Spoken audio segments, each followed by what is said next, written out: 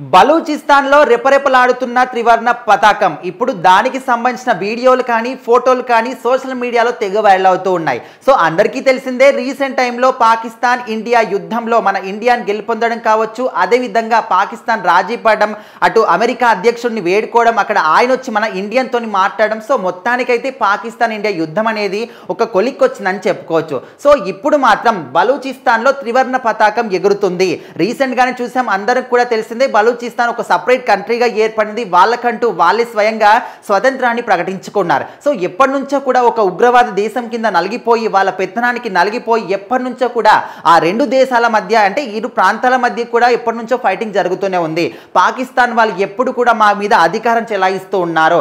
ముఖ్యంగా ఇక్కడ బలూచిస్తాన్లో ఏవైతే సహజ వనరులు కానీ ఖనిజ లవణాలు కానీ సమృద్ధిగా ఉన్నాయో వాటి మీద మాకన్నా ఎక్కువగా పాకిస్తాన్ చెందిన వాళ్ళే అధికారం చెలాయిస్తూ ఉన్నారు, మా మీద పెత్తనం చెలాయిస్తూ ఉన్నారనే విధంగా వాళ్ళు ఎప్పటి నుంచో కూడా మాకంటూ ఒక సపరేట్ కంట్రీ కావాలి, మేము కూడా సపరేట్గా ఉండాలనుకుంటున్నామని చెప్పేసి వాళ్ళు ఫైటింగ్ చేస్తూనే ఉన్నారు. కాకపోతే పాకిస్తాన్లో ఉన్నటువంటి ఉగ్ర మూకలు కావచ్చు, వాళ్ళు ఉగ్రవాదుల సంస్థని పెంచి పోషిస్తారని ప్రపంచం మొత్తానికి కూడా తెలిసిందే. సో వాళ్ళ అండను చూసుకొని వీళ్ళని మాత్రం ఎప్పుడు కూడా అంటే మరిగిస్తూనే వాళ్ళ మీద ఎప్పుడు కూడా అటాకులు చేస్తూనే ఉండేవాళ్ళు. సో ఈ రీసెంట్గా మాత్రం వాళ్ళకి వాళ్ళే స్వయంగా ఒక స్వతంత్ర దేశంగా వాళ్ళు ప్రకటించుకోవడం జరిగింది. బలూచిస్తాన్ కూడా ఇప్పుడు సపరేట్ కంట్రీగా ఏర్పడింది. సో ముఖ్యంగా దీనికి కారణమైనటువంటి ఇండియాకి మేము ఎప్పుడు కూడా రుణపడి ఉంటాము, వాళ్ళకి ఎప్పుడు కూడా మనస్ఫూర్తిగా కృతజ్ఞతలు తెలియజేస్తూనే ఉంటామనే విధంగా ఇప్పుడు బలూచిస్తాన్లో ప్రతి ఒక్క వీధిలో కూడా మన ఇండియన్ పతాకం త్రివర్ణ పతాకాన్ని కూడా వాళ్ళ చేతిలో పట్టుకొని మరి వాళ్ళు మనకు అందరికి కూడా చాలా మటుకు థ్యాంక్స్ చెప్తూ ఉన్నారు. అదేవిధంగా మోదీ గారి ఫోటో పట్టుకొని కూడా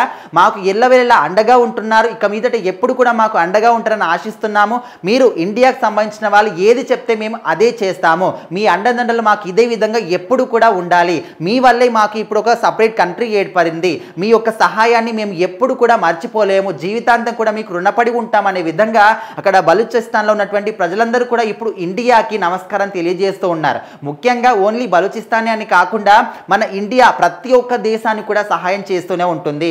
కాకపోతే మనం రీసెంట్గానే చూసాం, తుర్కీ దేశానికి కూడా మనం ఎప్పుడు కూడా అండదండగా ఉన్నప్పటికీ వాళ్ళు రీసెంట్గా ఏం చేశారు, మన దేశం మీద అటాక్ చేసినటువంటి పాకిస్తాన్కి వాళ్ళు ఆయుధాలు సరఫరా చేయడం కావచ్చు, వాళ్ళకి సపోర్ట్గా ఉండడం కావచ్చు.